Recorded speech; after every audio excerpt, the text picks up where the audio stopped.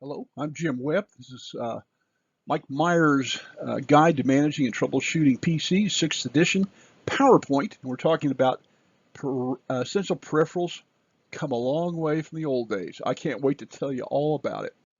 Today, we're going to be looking about how we support multi-purpose connectors. The old days, we had one connector, that was for our keyboard, one for our monitor, and one for the printer, and that was it. But now we have a huge amount of options. We're going to look at how to identify and install standard peripherals on a computer. Also, we're going to have to also include standard storage devices that aren't SSDs, HDs, such as the new jump drives, etc. So when you're dealing with a device that isn't playing nicely, you have to worry about the device, the port to which it's connected, and then you have to understand a new thing, okay? USBs. We'll see several of them on the computer, usually 2 in the front, 3 or 4 in the back. They'll be different colors. However, it's basically one system, and basically that starts with USB host controller. It's built in the chipset. Then we have what's called a root hub. It's a physical connection to the USB ports. So as you can see by the diagram, we've got one controller, a root hub, and then USB ports that connect to that. Now, we've come a long way. The first USB devices were pretty slow, and they didn't have to be fast. They could do like 12 million bits per second, but it was just for mice and keyboards. Later, we started adding more gadgets to them. USB 2.0 came along. Look at the speed difference from 12 million bits per second to 480. Then USB went to 5 gigabits per second. USB 3.1 went to 10 gigabits per second, and we're going to number 4 is coming up, but I don't think it's covered in this book. Remember the color scheme. We'll go over that in a second. Now here you can actually get a PCI card. This card then is going to have multiple USB connectors in it. It's a great way to improve performance of your computer if you have a need for multiple USB devices. Now, the cables. In the old days, we had a cable for everything. They were expensive, clunky, and short. Now we have a USB cable for almost everything. We have sizes A, B, Mini B, Micro B, and then the newest one is the Type C. We have faster speeds, etc. And of course, we have this hub. Now, it can be internal or we can get external ones, but we'll have to worry about power. Now, configuring. Okay, to install a device driver, basically we plug it in. Most of them are built in. You should be okay, and there's a ton of them. If not, sometimes the device will come with its own drivers. You need to install those, make it work properly. This is true with printers, scanners, cameras, etc. And a mismatch between available and required power can result in a non-functioning USB device. That way, if you're using too many devices, it can be a challenge. Or if you have a hub and it's not powered, that can be a problem. I like the powered hubs. Just takes care of a lot of problems. There we go. There's a management tab for controlling different aspects. Now, another type of peripheral is called FireWire. Basically, it was the Apple version of the USB. Just like everything else, it had various versions. It had the A and B version, and it's IEEE 1394, but it's being replaced by a newer one called the Thunderbolt. There we go. There's a FireWire. Now, Thunderbolts are high speed, and let's see, they tap into the PCI Express bus for up to 6 peripherals, and they have pretty good bandwidth. Look at this. You're talking from 10 to 40 gigabits per second, depending upon the configuration. And if you're going to troubleshoot, make sure the port's turned on. It can be turned on in the device manager or turned off. Okay. Oh, good point here. How would they get turned off? Well, sometimes when you're putting in a new device, that will happen. Keyboards. All right, primary way to interface with the PC. In the olden days, long time ago, we had an overlay for specific typewriters. This overlay was the keyboard for the computer. Then we had computer keyboards, and then they were expensive, and now they're pretty inexpensive, and there's a ton of them. Most of the modern operating systems come with drivers for the keyboards, and these are Windows-specific versus Mac OS-specific keyboards. Other things we have are pointing devices. Remember, the mouse came along from Apple, who got it from Xerox. In fact, there's a great story about that in the Pirates of Silicon Valley. I'll cover that in class.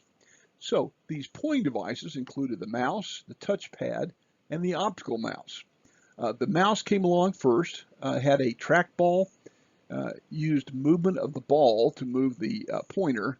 It got dirty a lot. A touchpad, a different alternative, basically would track your finger along a square, and those could be used outside pretty well versus a mouse that couldn't. And then an optical mouse. It uses a beam of light or a small laser to track movement. Biometric devices. These can scan and remember various body parts such as fingerprints, retinal scanners, etc. Smart card readers. They scan an embedded chip, and it's used for ID badges, enhanced security. We also have barcode scanners, QR scanners that can be built into a number of things. In the old days, UPS had problems tracking everything until they put barcodes and then hand scanners that go to the truck computer that's connected wirelessly to everything else. So big improvement. There we go, fingerprint scanner. And then touch screens. Okay, it's a monitor with a sensing device, and this can be as small as I think the first one was with an iPod Touch. Soon they became on phones, and then we put them on screens, etc. And we like those. They can be used outside. Then KVM switches, keyboard, video, and mouse. Let's see, commonly allows computer to be viewed and controlled by a single mouse, keyboard, or screen. Yeah. Okay. And of course, the screen is used a lot with tablets. And here is a KVM switch. Take a look at this. It's all going into one computer, but notice, I can flip it and I can use this side or this side. So I can have multiple devices connected and just one monitor, keyboard, mouse. Now, game controllers. What young man or young woman doesn't know what a game controller is? These things look like video game controllers. They've got buttons, triggers, etc. And they've changed over the years. When I started out, we had a flight simulator that was great for an F-16. Had a joystick just like an F-16, steering wheels, little pedals for the feet. And now they've gotten smaller, a little bit more standardized. Digitizers. Here you take a device, it looks like a pen. You can use it to paint, draw, etc. Or signature pads. Then, digital cameras and webcams. Digital cameras have changed everything. We went from using expensive film, developing paper, etc., to basically capturing an image directly from a camera and then either porting it through USB or media to the computer, or webcams that will record directly to the computer, and they're everywhere, particularly with the virus going around. Then the storage media went from being film, remember Kodak, to secured cards or micro SDs. They hold a ton of information. Okay, and we would have a connection through a USB or a card reader, and many computers come with a built-in SD card reader. The 3.5-inch floppy space has become a card reader. Now the webcams, commonly used for internet, video communication, Zoom, things like that, pretty handy. They come in a number of configuration sizes, sound, etc. Now sound is recording through sampling. I've done this since 1982. Texas Instruments did that with a speak and spill. They basically took sound, broke it into small characteristics. They would capture or sample it, okay, then play it back. It reduced the size tremendously, and it made it much easier to work with. So we went from pretty rough sound tools to CD quality pretty quickly. Now, sound components. All right. you have different quality settings. The more sampling you take, the bigger the file, the better the quality.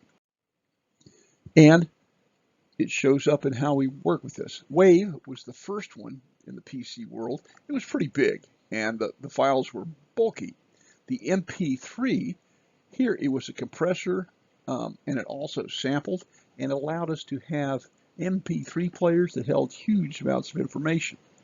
All right, so by using the MP3, we reduced the WAV files by a factor of 12 without losing any quality. And let's see, yeah, it uses 128 kbits per second. Now, playing the sound, most of the operating system have one. We have streaming media, and it's not stored on your computer, so it saves you a lot of storage capacity.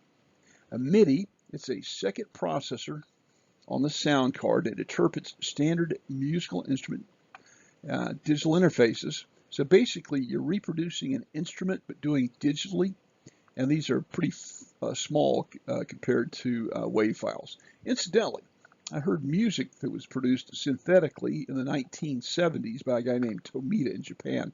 It was stunning. Now, sound. Okay, we have the classic two speakers, or 2.1. You know, it's got, let's see, a pair of speakers and a subwoofer, or the 5.1, 5 channels with surround sound and subwoofer. Keeps getting better. Then jacks. Usually your computer will come with 3, 5, or 6. You'll have one that is the main speaker output, a line out for external devices, a line in, a rear out. Now this is fairly new, an analog digital out, special connector, and then a microphone input.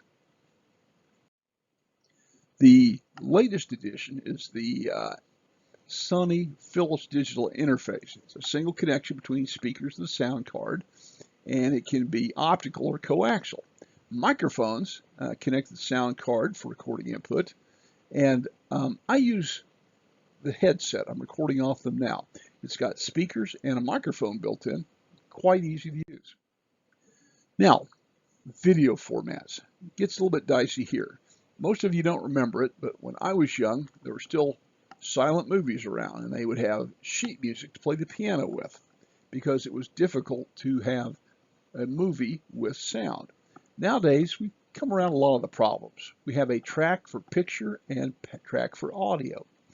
Each goes through a compression algorithm, compress pictures differently than sound, and they're wrapped together in what's called a container file. Now the codecs, okay, standard audio codecs for audio tracks, and it gives us standards to work with, okay? And if you're looking at all these different standards, it may blur, but they keep getting better, higher quality, and faster. Notice here, let's see, 4K video. Then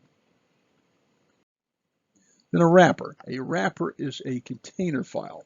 Both the video and audio streams are within that file. And then we have AVI, MOV, and MP4.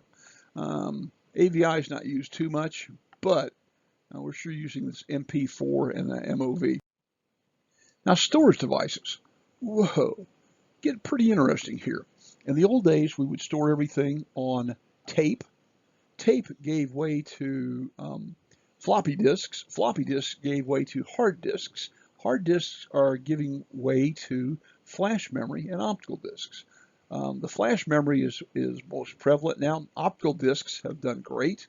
They took us from almost no storage to 800 megabytes to like 17 gig on DVDs, yet those are dwarfed by the possibilities for flash memory, which goes all the way up into the gigabyte range. Now, some of them are used in CMOS, and then USB drives contain a standard USB connection used as storage devices. When I started, these things had, let's see, maybe 16 megabytes of storage. Now they're up to a terabyte of storage, USB 3.1. They're fast. It's almost like having a hard drive. And indeed, many of the new computers have a solid state hard drive. Now, data on small appliances. it started off with just tons of different companies doing the same thing, and they all had their special card. Okay, and let's see, they connected various ways, but generally one of them will win out, and that's what's happened. SanDisk has done quite well with their mini and micro SD cards. There's your micro, there's your mini. Then, let's see, they're showing different capacities here, and they go way up there. Now, flash cards, several generations, going from slow to ultra high, up to supporting 8K video. Now it's the XT. It was an attempt by Olympus to make something unique. If it's unique and proprietary, you make more money on it. However, it has to be adopted widely. It wasn't, and people went on to something else. Then we have card readers. Card reader usually would plug into a PC through a USB connection, and they would read just about anything, up to 52 different types of media. Now, optical media, generally called optical discs, came either as a CD, which was the first one, DVD, the second, and then Blu-ray, the third one. And some of them were read-only, or some of them you could write to. Some of them you could rewrite. Okay, but that became problematic. Blu-ray was good for movies, but the technology didn't take off big time. Now, the media, even though it's compact disc and we think lasers, basically there are microscopic pits. These pits have a chemical. When exposed to high intensity light, they change color. You can detect the color, dark 1, not dark, 0. And you can read them very fast. Let's see, so yes, we could store 650 to 700 megabytes easily. Okay. Then we had different speeds. So the first speed was the write, second speed was read. Okay, so CDR has been replaced by CD read and write, and these are pretty nice. Although the price of the CDR is so small, sometimes I just buy new ones instead of rewriting them. It takes a while because I have to overwrite things that were done earlier. Now, Windows and CD media. Virtually all optical drives use the same interface as mass storage, so I can take almost any CD drive, plug it in to a SATA cable, plug it in the motherboard, and it works flawlessly. Now, other things. Let's see, DVD, developed by a consortium of electronics and entertainment firms. It was released as digital video discs in 1995. For the first time, you could have a complete movie on a DVD. It had smaller pits than CD, packed denser, and much higher data capabilities. And they could either be single or double-sided. Just like with the CDs, you can have them read-only. You can have them rewrite, writable, erase and rewrite, etc., just like before. Blu-ray, same thing. Again, smaller pits, faster, more density, 25 and 50 gigabytes for the double layer. Ooh, even 100 gigabytes, but it's more expensive. Okay. And let's see, Blu-ray disc burners can be connected internally or externally. A lot of the gaming systems have Blu-ray installed on them. Installing optical drives, basically, I plug them in, connect them to the SATA cable, and it works fine. Or I may want to have it externally be connected through the USB or a Thunderbolt connection. There we go, internal drives.